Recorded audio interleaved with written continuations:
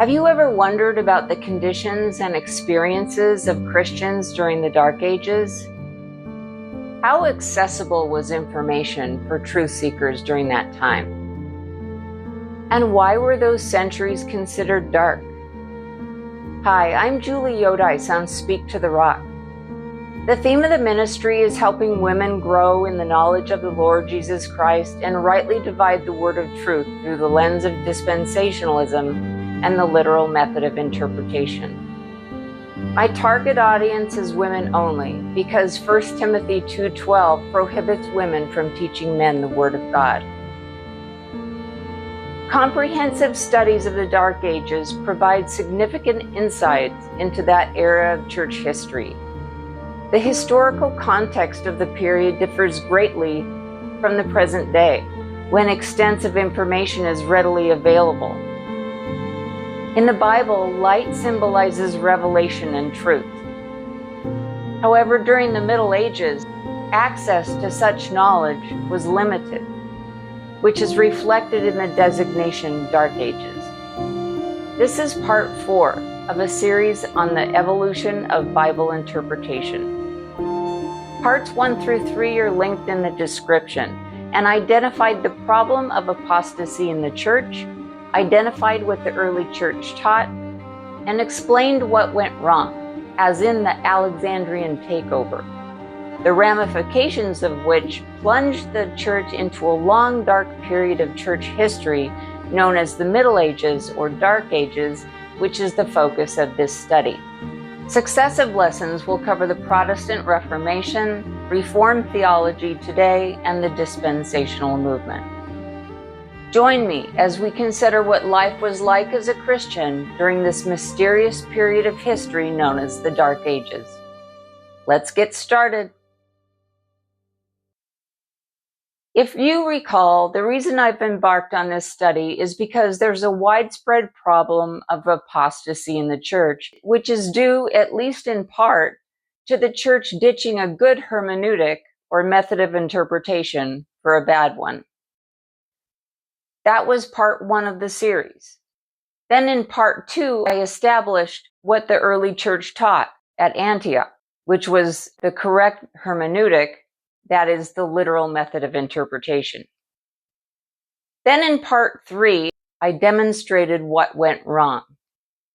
That an opposing school of thought started in Alexandria, Egypt, that taught the allegorical method of interpretation, which is the idea that the text doesn't mean what the text says, that there's a higher spiritual meaning. And by the 4th century, the school at Alexandria eclipsed the school at Antioch and became dominant.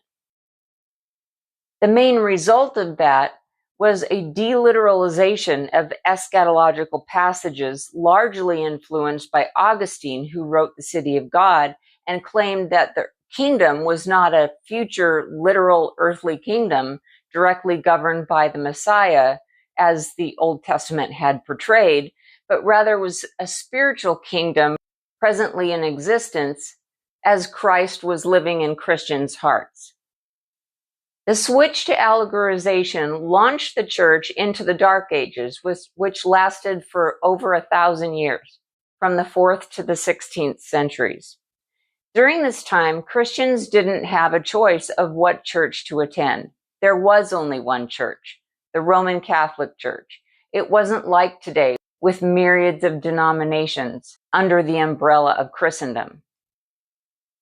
During the Middle Ages, eschatology was basically ignored due to the dominant mindset of Amillennialism.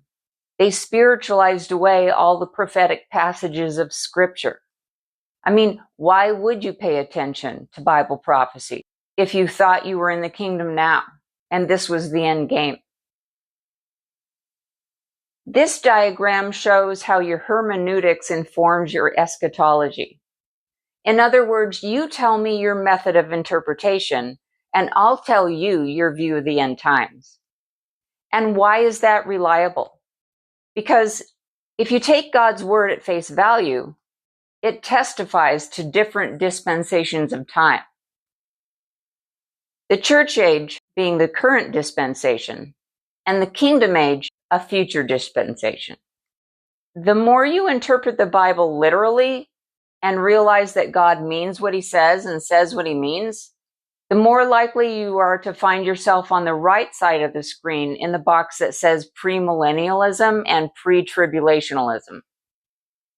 The more you interpret the Bible allegorically, the more likely you are to find yourself on the left-hand side of the screen, along with most denominations today, which are amillennial, and if they believe in a rapture at all, it's post-trib.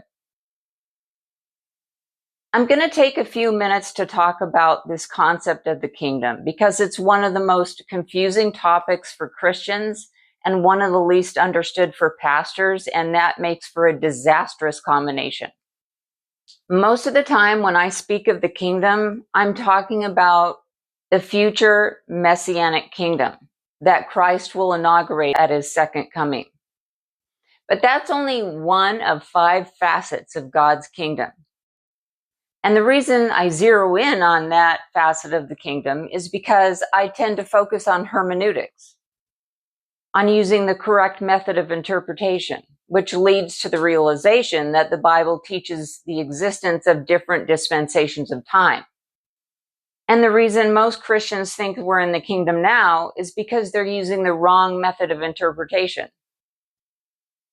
But not every mention of the word kingdom in the Bible has that same usage in view. And the only way you're going to know the difference is context.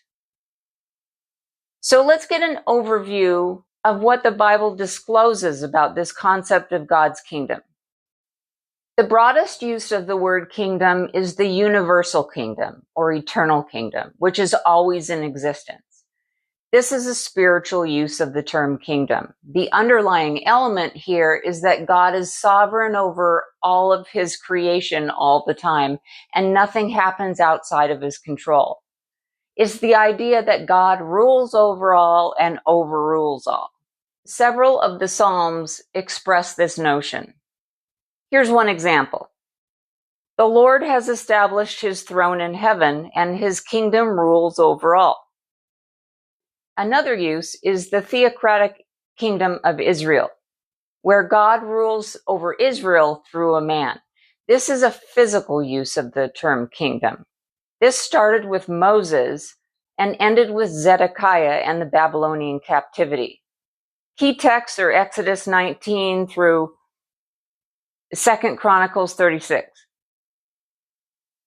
The next use is a spiritual kingdom, which is God's rule in the hearts of all believers of all time, from Adam until the end of the Messianic kingdom. This is always in existence and is entered into by faith. Colossians 1:13 is an example. For he rescued us from the domain of darkness and transferred us to the kingdom of his beloved Son. The next use is called the mystery kingdom, which I think is an unfortunate designation since it's not really a form of the kingdom at all, but it describes the present age of Christendom. True Christians and fake Christians growing up together, the wheat and the tares, and spans the age of time from the first coming of Christ to the second coming of Christ. The Matthew 13 parables are the key texts for this. It's called the mystery form of the kingdom because it encompasses the period from when the Messianic kingdom was expected to appear at Christ's first coming until it will manifest at his second coming. This form of the kingdom occupies time, but not space. It's not a physical kingdom. The final usage is the way I use it most of the time, which is a dispensation of time known as the Messianic kingdom, when Christ directly rules with perfect justice over the earth on David's throne from Jerusalem for 1,000 years. It's really a glorified extension of the theocratic kingdom, except God will be ruling through a man over the whole world, not just Israel. This is a physical use of the word kingdom. Isaiah 9:6 and 7 is an example of this. And the government will be upon his shoulder, and his name will be called Wonderful, Counselor, Mighty God, Everlasting Father, Prince of Peace. Of the increase of his government and peace there will be no end, upon the throne of David and over his kingdom, to order it and establish it with judgment and justice from that time forward, even forever. The zeal of the Lord of hosts will perform this. There has always been a remnant of Christians with good theology, but for the most part, in the Dark Ages, Christendom was in the grips of amillennialism. And one of the consequences of that is the adoption of a replacement theology mindset, where they thought they had taken the place of Israel in the plan and program of God. So the priests started looking at passages in Leviticus where the Levitical priests were wearing special clothing during sacrifices, and they applied those passages to themselves. And so the Catholic priests started wearing different clothing than the common people. And that led to a clergy-laity hierarchy, where the clergy were above the common people. And they took the Bibles away from the people and literally chained them to the pulpits, claiming that only the priests were trained in the allegorical method of interpretation. But even if the people did have Bibles, they wouldn't have been able to read them because of rampant illiteracy. Yet the obstacles ran even deeper. Because even if they had Bibles in their possession and could read them, the Catholic Church continued to perform the Mass in Latin, despite Latin having become a dead language, so the people couldn't understand what was being spoken. This was the darkness that overcame the age. Knowledge and truth became inaccessible to the masses and only available to the priests, deemed as the privileged elect. Needless to say, the clergy had the power and control over the people, which led to the sale of indulgences, where the people were paying money to the church to get their dead relatives out of purgatory, which was a made-up doctrine of an intermediate state necessitating cleansing of the soul before entering heaven. Of course, they said the only way to get your dead relatives' souls cleansed was to give money to the church. The clergy knew what to say to get people to feel guilty and pay up. In fact, Johann Tetzel, a German priest in the early 1500s, became known for a phrase that he used. As soon as the coin in the coffer rings, the soul from purgatory springs. So this became a huge money-making racket for the church, and people were being taken advantage of. This is how the Catholic Church became enormously wealthy. In fact, today, the Catholic Church is so wealthy, its worth can't be estimated. But purgatory wasn't the only false doctrine. The Catholic Church became a hotbed of bad theology and a cesspool for demonic activity. Purgatory is only one of many false theologies that emerged from the Dark Ages. Here's a timeline of practices introduced in the Dark Ages that were never part of original Christianity. In 312 AD, they started praying to the dead and making the sign of the cross. In 375, they started worshiping saints and angels. In 394, they celebrated the first Mass. In 431, they started worshiping Mary. In 500, the priests started dressing differently than the laity. In 526, they started practicing the extreme use of rubbing or sprinkling oil during a religious ceremony. In 593, purgatory was introduced. In 600, Mass started to be conducted in Latin and prayers started to be directed at Mary. In 709, they started kissing the Pope's feet. In 786, they started worshiping images and relics. In 850, the use of holy water began. In 995, the canonization of dead saints began. In 998, they started fasting on feast days and Lent. In 1000 AD, Mass was made mandatory under penalty of mortal sin.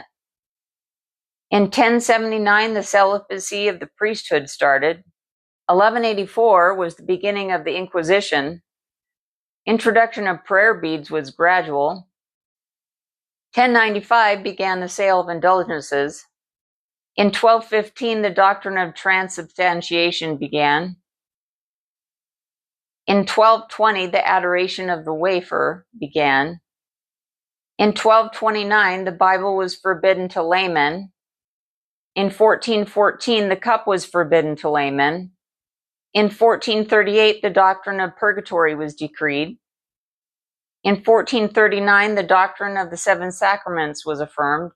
And in 1508, the Ave Maria or Hail Mary was approved. So the church was drowning in bad theology. And as previously mentioned, part of that bad theology was replacement theology, where the church thought that they had taken the place of Israel. That sentiment was reinforced by the diaspora, where the Jews were no longer physically in sight. And because the Gentiles viewed the Jews as the Christ killers, even though officially it was the Romans who killed Christ, and even though Christ died for who? The whole world. And because it's a common theme in the Bible for Satan to want to wipe out the Jews, for all these reasons, feelings of antisemitism skyrocketed. So the church was at an all-time low. But as the saying goes, it's always darkest right before the dawn. And Jesus had made a promise. I also say to you that you are Peter, and upon this rock I will build my church, and the gates of Hades will not overpower it. Because it's Christ and not man that's building the church is destined to succeed. And just as Christ has control over the church, he has control over your life. And if you surrender control of your life to him, he can lead you to victory as well. Of course, the most important victory is the salvation that's found through Jesus Christ. The bad news is we're all sinners who have fallen short of the glory of God. It doesn't matter how good of a person you think you are. If you've ever broken the Mosaic law in one point, you're guilty of all. But the good news is that God provided a way around the law through the death, burial, and resurrection of his Son, Jesus Christ, who defeated hell, death, and the grave, so that we could have eternal life in his name. But you must make the choice. Choose life. Thanks for watching. See you next time.